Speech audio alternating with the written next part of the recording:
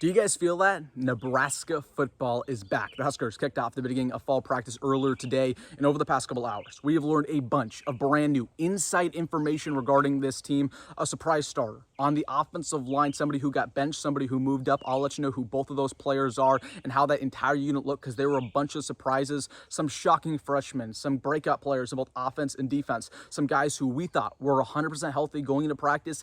That is not the case. They are banged up, and everything else you need to know. So really quick, this is a loaded Nuggets episode. Hit that like button if you're fired up, because I know I am. And also, if you're a diehard Nebraska fan and you're not subscribed, what are you waiting for? The season is almost here, and this is the only place on Husker YouTube where you can get daily content talking your favorite team, talking Nebraska. It is a no-brainer. It takes 2 seconds. Hit that subscribe button. Thank you so much.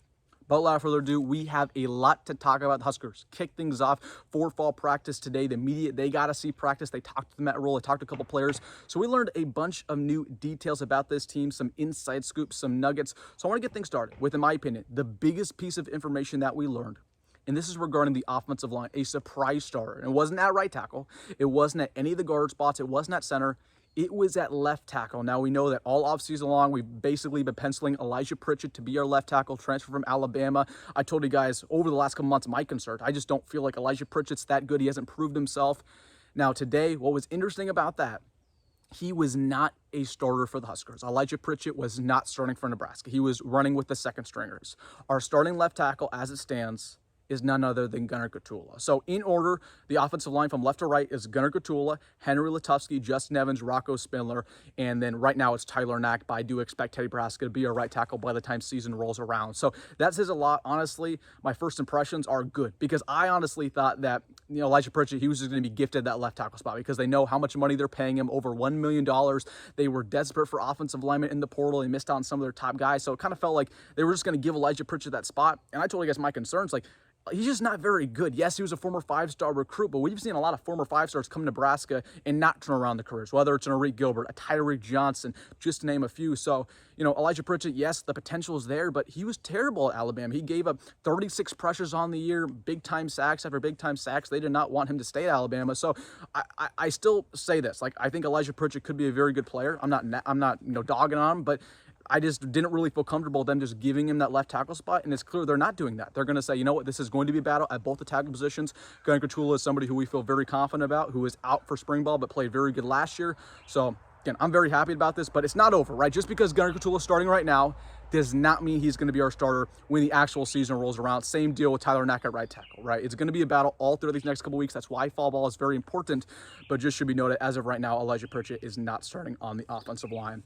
As for the entire unit, the offensive line, honestly, when Matt Rule was hyping it up yesterday, or not yesterday, he was hyping up last week at Big Ten Media Days and saying that it was one of the better position groups on this team, I think a lot of us scoffed at that.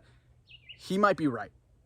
The offensive line looked very good. It looked very good from a guard standpoint. Even the tackles were playing well, whether it was a Gunnar Gottula or Tyler Knack. So the offensive line's good. Teddy Nebraska is 100% healthy as well, so a lot of things to be happy about. All right, I want to get to the second nugget that we learned. This is on special teams, and this is our brand new punter, Archie Wilson.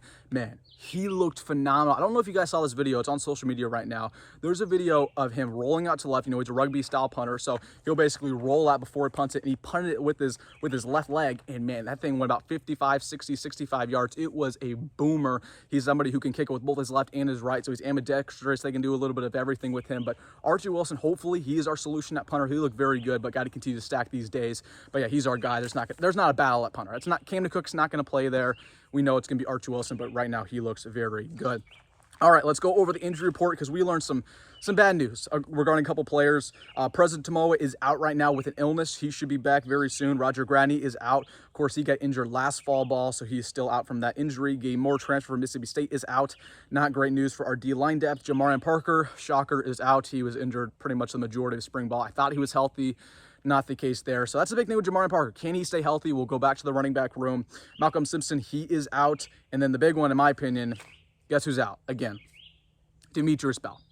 Demitrius Bell is injured. I think it is a different injury from his ACL from last spring. It was a lower body injury. He should be back.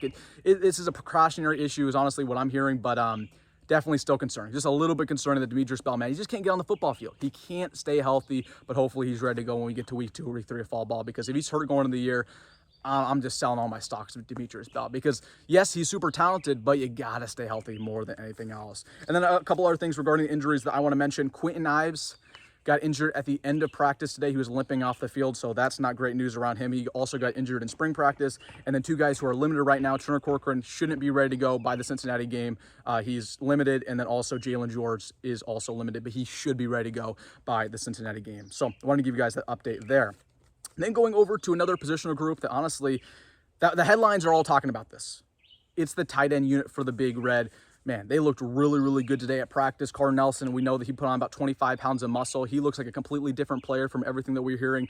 Mac Markway looked very, very good today at practice. He could very well be your starter, if not Luke Lindenmeyer. Luke Lindenmeyer looked more like a vertical threat now more than ever. And then even Haarberg had a very good practice. He still looks like when you put all the tight ends next to each other, Haarberg does not look like a tight end. He looks very skinny compared to the other guys, but he still is very athletic. There's definitely going to be a role for him on this team, but I just don't expect Haarberg to play too much because this tight end room is, frankly, it's very loaded.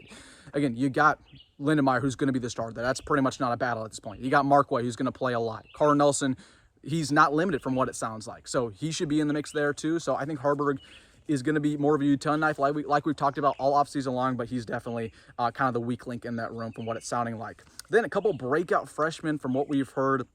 TJ Lateef looked really good in practice today. He stole a lot of eyeballs. He was running with the third stringers. So just to give you a rundown, Dylan Raiola obviously was running with the first stringers.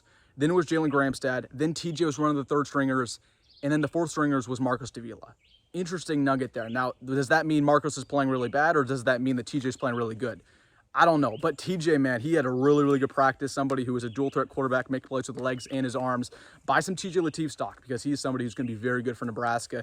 If we keep hearing stuff about him, he could potentially not redshirt for the Big Red. And then Jeremiah Jones, I told you guys, just watch out. The first day of fall practice, there's going to be people hyping up Jeremiah Jones. And look what happened, right? He's 6'4", he's 225 pounds.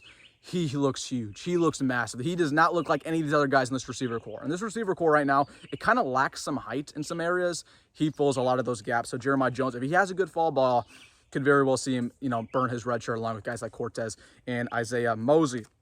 Speaking about Isaiah Mozee, let's talk running backs because the running back room, yes, there still is a concern there. Now, Emmett Johnson had a very good practice, and Matt Roll made it clear today in his press conference that Emmett's that guy. He's here, everybody else is here. Like, he's going to be very good, but like we've all said, you need more than just one running back to be successful in the Big Ten because your starter is going to get banged up as the year progresses. Now, of course, Quinn Ives had a decent practice. Matt Rhule's kind of dismissive of him in his press conference. Also, again, he got injured, so we just don't know what that's going to look like with his ankle. Mekhi Nelson, he said that he was playing really well. He looked explosive. I think Mekhi Nelson is solid.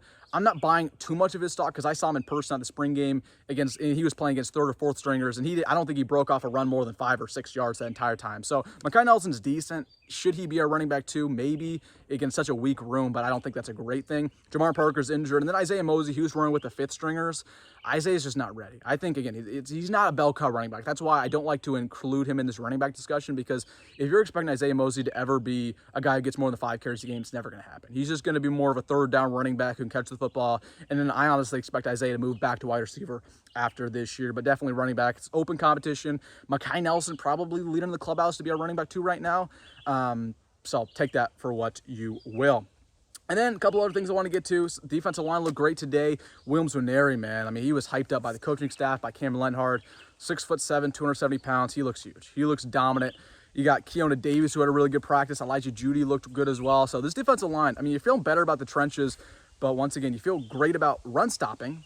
But can they get to the quarterback at a high level? That's really what I'm looking out for. But the defensive line looked very good. Now, just rolling over some of the other units, the secondary, they looked very, very athletic. Dylan Raiola had a good practice. He was showing off his deep ball accuracy. I thought he played pretty well. Dane Key had some good moments. I thought Nyziah Hunter. The media, they weren't talking about Nyziah Hunter, but Nyziah had a really strong practice. I thought he probably outplayed some of the other guys in this receiver core. Again, I think Luke Lindenmeyer. I think people need to start talking about Luke Lindenmeyer a little bit more because, man, he was phenomenal. This entire tight end room, like, it could be very good for the Huskers. I think that Satterfield, although he was not a good offensive coordinator, that's clear.